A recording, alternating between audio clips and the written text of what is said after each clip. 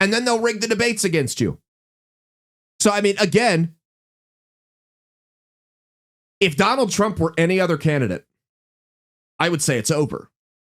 If Donald Trump were your run-of-the-mill establishment Republican, Nikki Haley, not even establishment, just the Nikki Haley, Ron DeSantis, Chris Sununu, I'd say it was over right now with the way they're fixing it.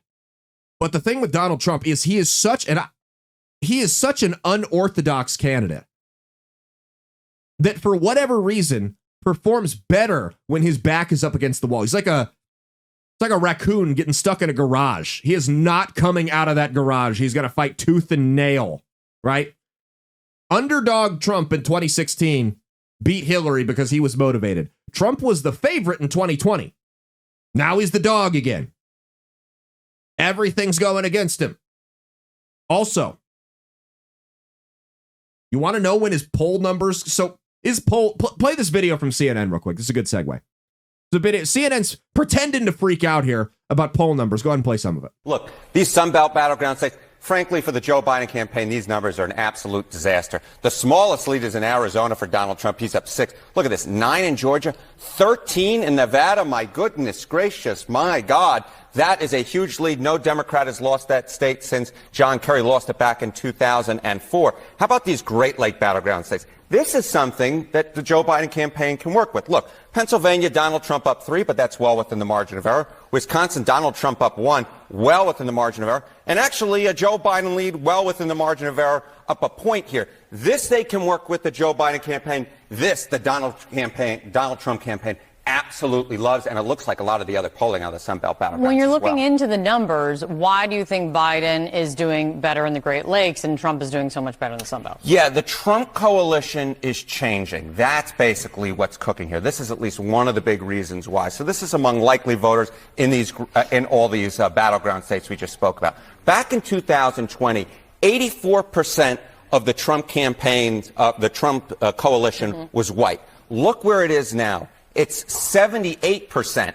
The non-white portion of the Trump coalition, it was 13% in 2020. Look at this now. It's 19%. So the Trump coalition is becoming more diverse. And, of course, those Sunbelt battleground states are more diverse than the Great Lake battleground states. You're looking at the Nevadas and the Arizonas here. Of course. If you look at Nevada, Arizona, heavy Hispanic population, Georgia, heavily African-American population. Michigan does have some black voters in it, but Pennsylvania and Wisconsin are heavily, heavily white. That's very interesting. Okay, add it all up. That's enough. What does this say about where the race stands right now? We're talking electoral college. What a world we're living in. Joe Biden is losing or is winning the northern states because they're more white. Donald Trump's winning the southern states because they're more black and brown. And what a flip-flop we've seen. Just a total 180. Bizarre that someone's even saying that. In 2016, they would have had you believe in this guy was the next Hitler. And now it's like, well, those states are a little bit darker, so he has more support down there. It's because those are the people that are most affected by Biden's horrific policies, are people that live on the border and people that live in urban areas. And that's why he's losing them. It's nothing to do with race. Those just happen to be the people that live in those areas. That's what they won't tell you. And I would be very, very cautious about seeing establishment regime media in panic mode right now, because it almost feels like maybe I'm just cynical, but it almost feels like they're trying to lure us into some type of trap.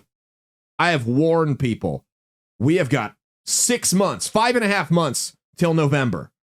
Do not spike the football just yet. Do not spike the football. We're on the 20-yard line, bro. Don't pull an Irving Fryer and spike the football now. Wait till we're in the end zone. Then you can do all the dances you want, get the unsportsmanlike conduct flag. Who gives a shit? You scored at that point. PAT's easy. We miss it, so be it. It is so far from over right now.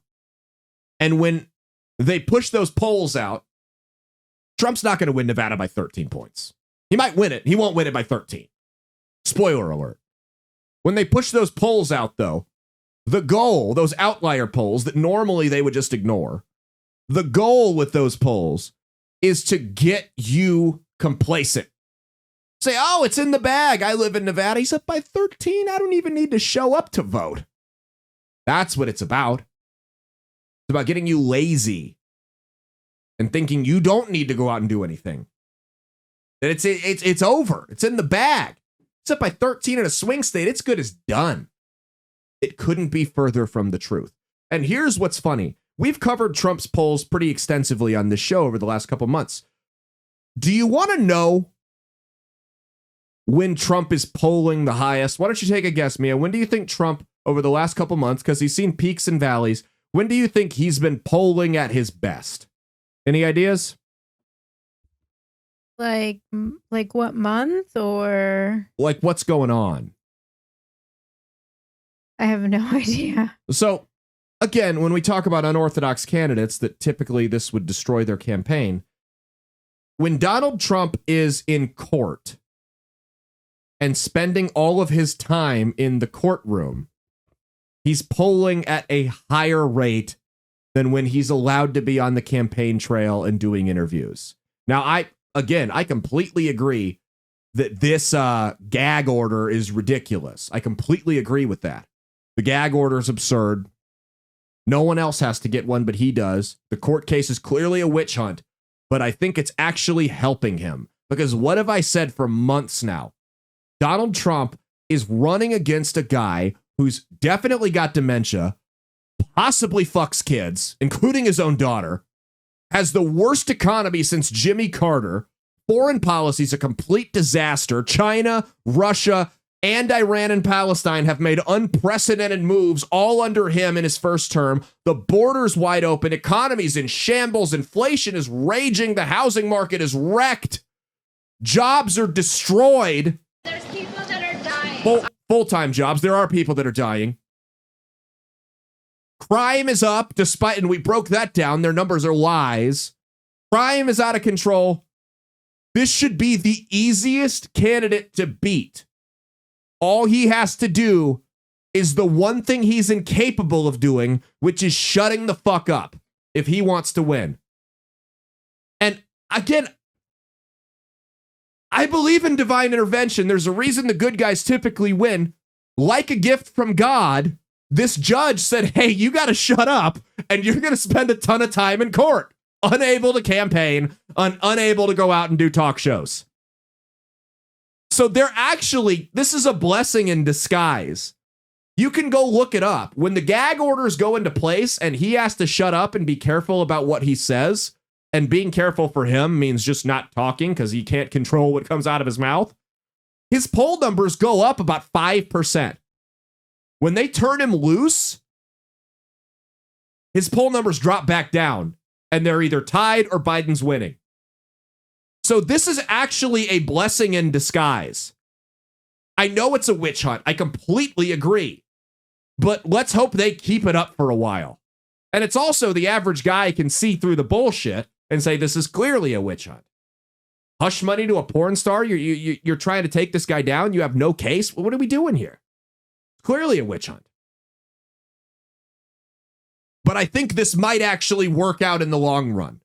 I hope they throw some more fake charges at him. Hey, thanks for watching. If you liked what you saw, be sure to click the link in the description to get the full episode on Rumble. If you prefer to listen along, you could actually get us on Spotify, Spreaker, and iHeartRadio. You can also go to www.outlawstreamers.com to learn more about not just my show, but tons of other great shows and all the exciting projects they have coming up. Follow my socials at Caleb Isn't Funny on Twitter and Instagram, at Caleb Salvatore Comedy on the Chinese Spy app that is TikTok, and be sure to like and subscribe to this YouTube channel. Thanks, and we'll see you every Saturday for brand new episodes of That's Based. Peace.